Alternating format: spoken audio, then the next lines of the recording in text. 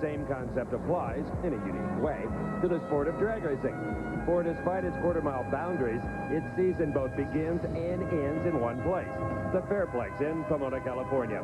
Just 9 months ago, the elite of the quickest sport on wheels embarked on their quest for glory. For some, cruel fate dealt an immediate crushing blow. Yet others rode the crest of success throughout the entire season. During that time, a symphony of speed in 18 movements was composed, ultimately building to a crescendo finale that echoes like thunder at the summit.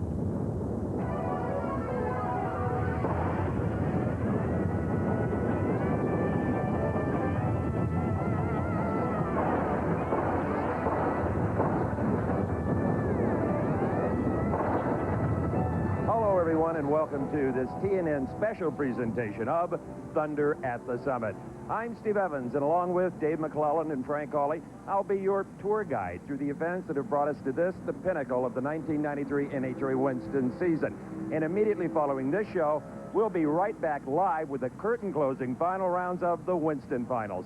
It's going to be a jam-packed 90 minutes, so let's get cooking with the awesome fuel coupes known as funny cars. Here is Dave McClellan.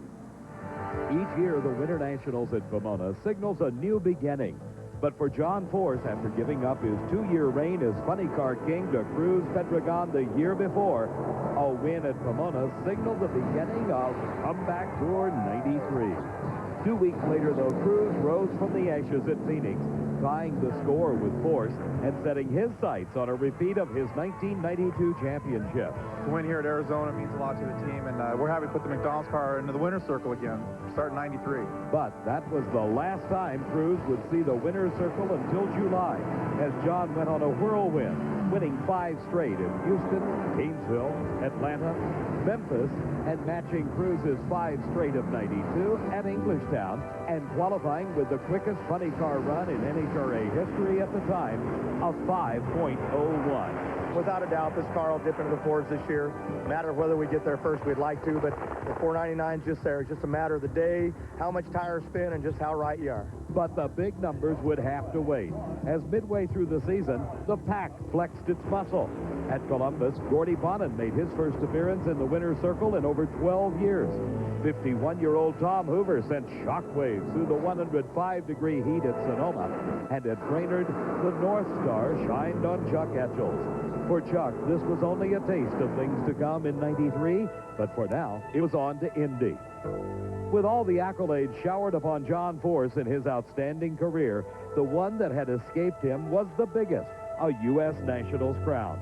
After qualifying #1 and winning the Big Bud shootout over Cruz Pedregon the day before eliminations, Force eventually met Kenji Okazaki in the finals.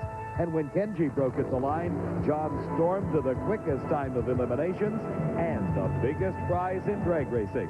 Biggest race in my life. To win back-to-back the Bud Shootout and win Indy was unbelievable, and days like this are magic. Force had another magic day at Maple Grove, capturing his 10th win of the year and clinching his funny car title. But to a racer, those numbers pale in comparison to these numbers. Friday, October 1st, 1993, second round qualifying, Topeka. Chuck Etchells made history with the first 4-second pass in a funny car at 4:98. It's just a milestone. I think it's going to stand for a long time. What can you say? I'm speechless. Sunday, October 3rd, 1993, first round, elimination, Topeka. Jim Epler made history with the world's first 300-mile-an-hour funny car run. 300 miles an hour in a funny car.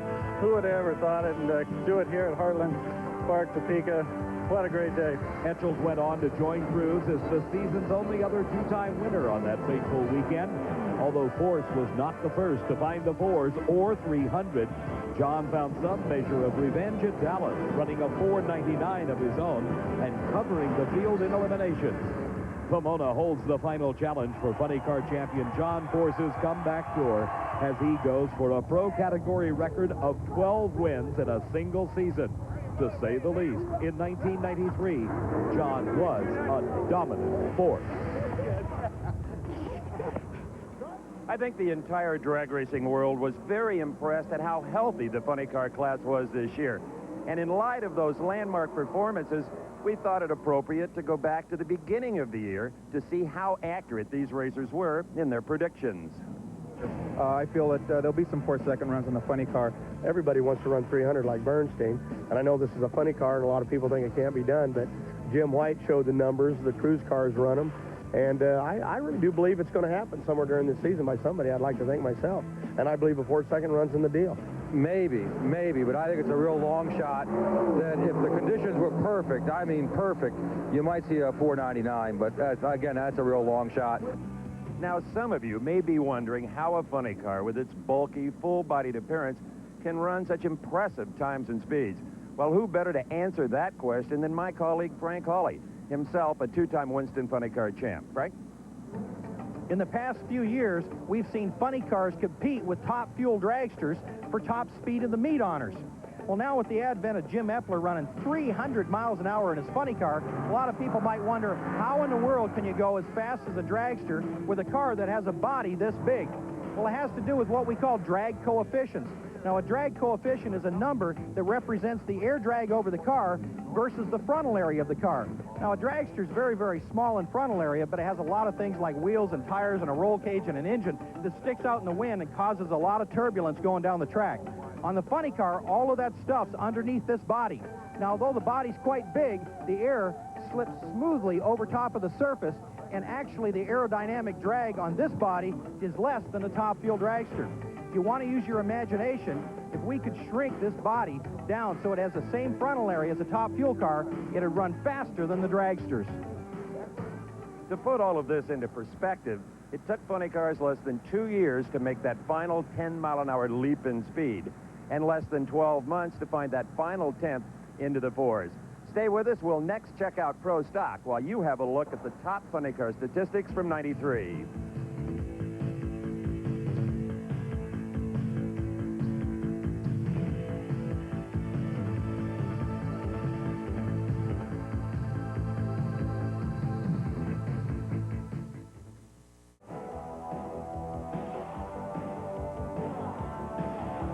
It's often said in sports that the only thing harder than winning a championship is to repeat that win. A drag racing case in point, Warren Johnson. He spent 10 years trying to win that elusive first title, finally broke through in '92, and not content to rest on his laurels, he attacked '93 with a vengeance.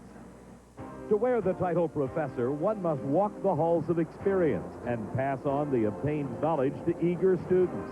With that, we present Professor Warren Johnson, Doctor of PSD, Pro Stock Drag Racing.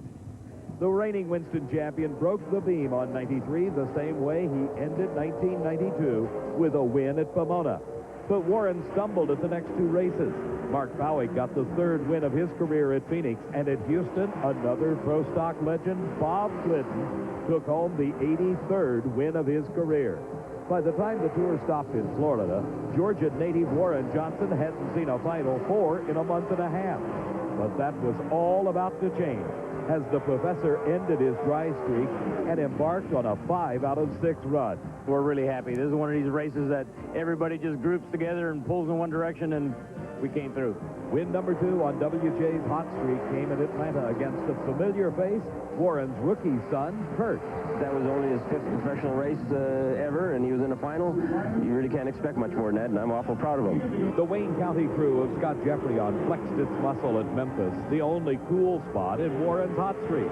At Englishtown and again at Columbus, it was teacher over pupil as Warren grounded his son Kurt 3 times in the first half of the season. At Topeka, Larry Morgan's 4th runner-up spot was also Warren Johnson's 6th win of the year. But a Bob Glidden hole shot at the Mile High Nationals Finals set the tone for Warren's winless Western swing. North Carolina's Ricky Smith iced the competition in the Sonoma heat for the first NHRA win of his career, and it was back-to-back firsts as WJ's son Kurt topped the first win of his career at Seattle, making '93 a banner year for the Johnson family. I put 4 of them round wins together to get a big win, and it's unbelievable. It just feels great. Warren went on to a win at Brainerd, and at Indy, he took out his closest competition, not named Johnson, beating Scott Jeffreyon by the closest of margins, 1/1000th of a second. Kurt kept it all in the family at Maple Grove, joining Bob Glidden as the only other driver to win twice in Pro Stock. The battle returns to Topeka, where Larry Morgan scored his first win of the year, but the big bet went to Warren as he clinched back-to-back titles. Yeah, I think it's over right now. Unfortunately, or unfortunately, depending on which side of the fence you're on, I think we're the champion. Kurt clinched second when he cut a light on Dad in Dallas, so as they go to the Winston Finals in the Southern California sun, the father and the son have never shown as bright. When you consider it has taken pro stock cars 10 years to shave a half a second off the elapsed time and rise 10 miles an hour in speed, Warren's accomplishments are truly in the quantum leap department. Here's how those numbers match up with preseason forecasts. I think as far as ET goes, you're probably going to see 704, 705, and you're going to see runs over 195 mile an hour. Maybe you possibly see something faster, but I think 701 right now you're looking at. I don't think you're going to see any 6-second runs this year. I'll be real surprised if you do. Well, it's inevitable. Whether it'll happen in 93, you really can't forecast that because we don't have any control over the track and atmospheric conditions. I can predict one thing is for sure. Johnson's going to run really quick. Reaction time is so important in pro stock. A lot of drivers have little devices like this to practice with. And recently, Frank Hawley did some interesting research into what that number means for both car and driver. Oops, red. Reaction time is important in every category, but especially in pro stock drag racing. Now, the reaction time number we get is a little misleading because it measures the car and the driver. See, the reaction time doesn't start until the Christmas tree is activated, but doesn't stop until this front wheel leaves the stage beam. Well, down in our drag racing school in Gainesville, we've developed a system that separates the driver's reaction time from the car's reaction time. And those teams that have used it have found out some really interesting stuff.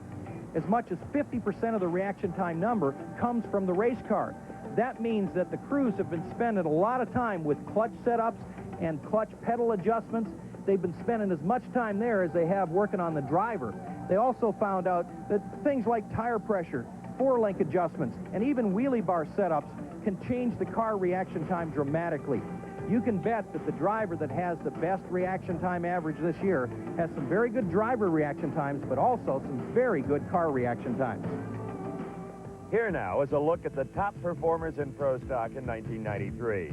And when we return, we'll turn our attention to Top Fuel.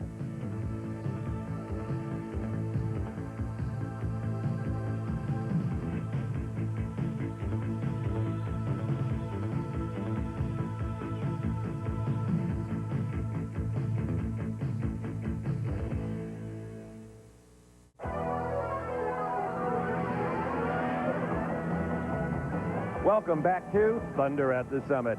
As has been the case in recent years, Top Fuel circa 1993 was a wide open affair, with virtually every driver in the top 10 having scored at least one victory. Now, with that kind of competitiveness, no wonder the title chase lasted all year long. The Winter Nationals at Pomona can set the tone for the rest of the season, but Kenny Bernstein would just as soon have started the season at Phoenix.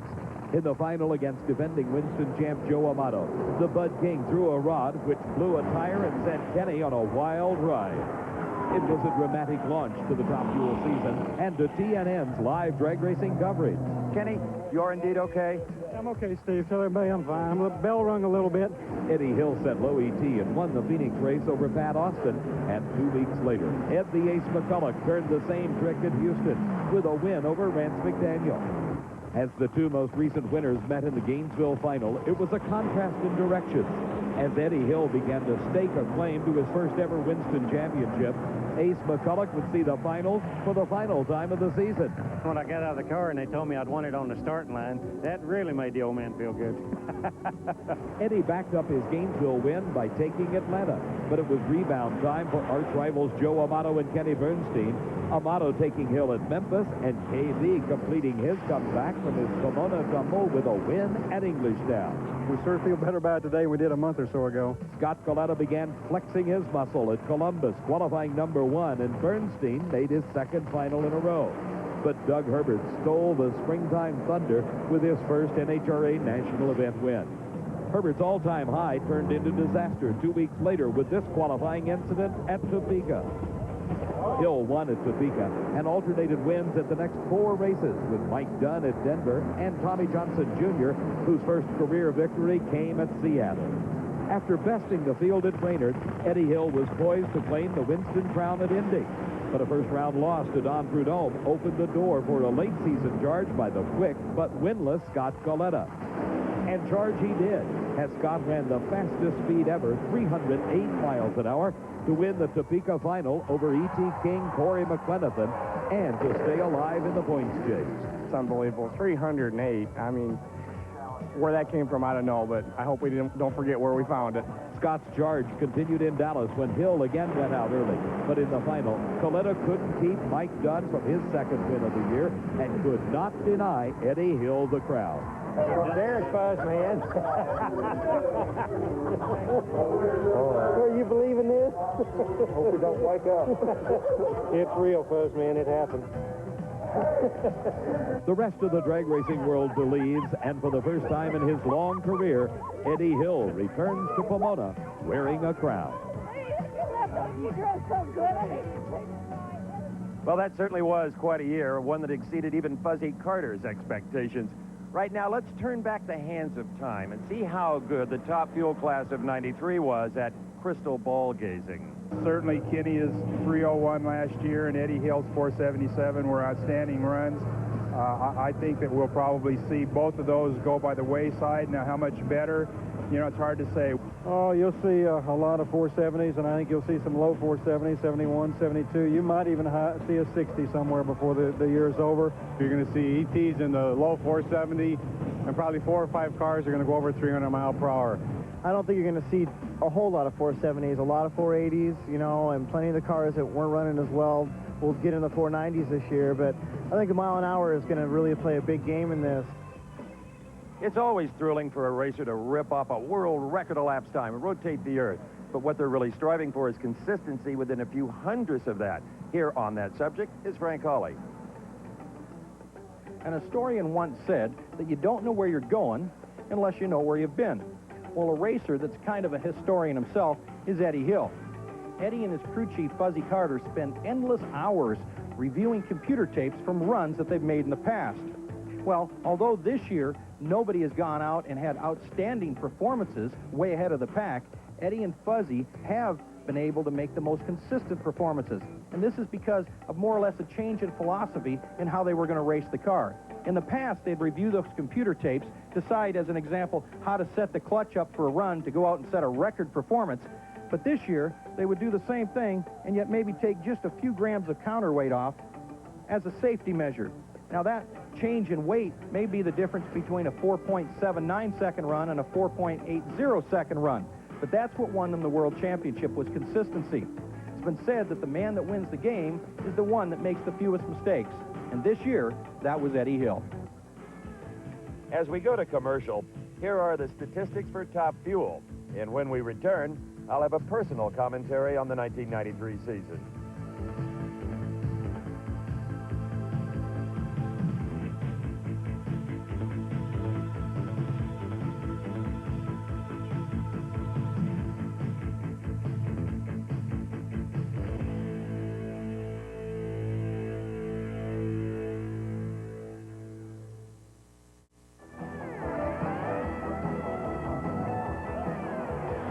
Before we wrap this Thunder at the Summit special, I'd like to offer some personal observations, if I may. My favorite race of the year, maybe the last 20 years, was Topeka. To witness that first Funny Car 4, to see Jim Epler's eyes when I told him he had hit 300 miles per hour, Scott Coletta's refusal to believe 308 miles per hour, to watch John Force trying to deal with all these milestones other drivers were accomplishing. Now, we all know how to spell relief, but I spell comeback Corey Mack. I was there, listening to Corey scream in pain inside that car at Rockingham. This is a guy who truly loves drag racing. I spell courage Darrell Gwynn. To take over the tuning duties himself and to put Mike Dunn in the winner's circle, Darrell, you are truly amazing. I spell intensity W.J. At Indy, when I told him he'd won by 1/1000th of a second, he said, oh, that's 2.4 inches at 190 miles an hour. How do you know that? I spell question mark Kenny Bernstein. He was my personal pick to win the championship. Was it the Pomona crash? Nah. His many racing ventures? I don't think so. It could be Dale Armstrong and the boys are always looking for a totally dominant combination, as they had with the famed Bud King Funny Car. They sure haven't found it. Continuing in this vein, spell class, Eddie and Ersie Hill, Fuzzy and Jenna Carter. The four Musketeers pulled off their dream season with not one change in their always gracious manner. Now finally, how about the FANS? Huge, hollering hordes of fans at every race. Without them, there is no sport. There is no NHRA Today. There is no JOB for me. They are the best in motorsports.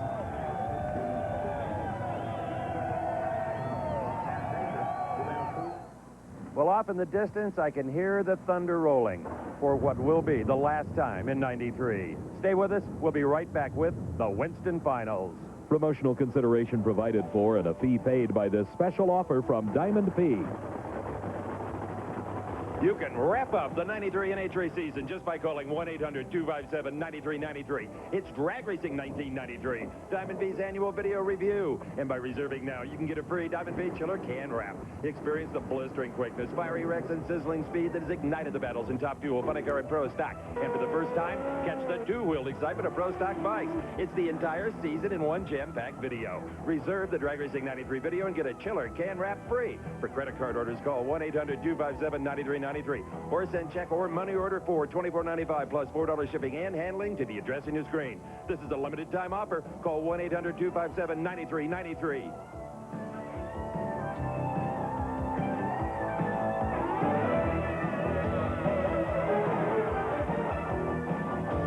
Thunder at the Summit has been a presentation of Diamond P Sports.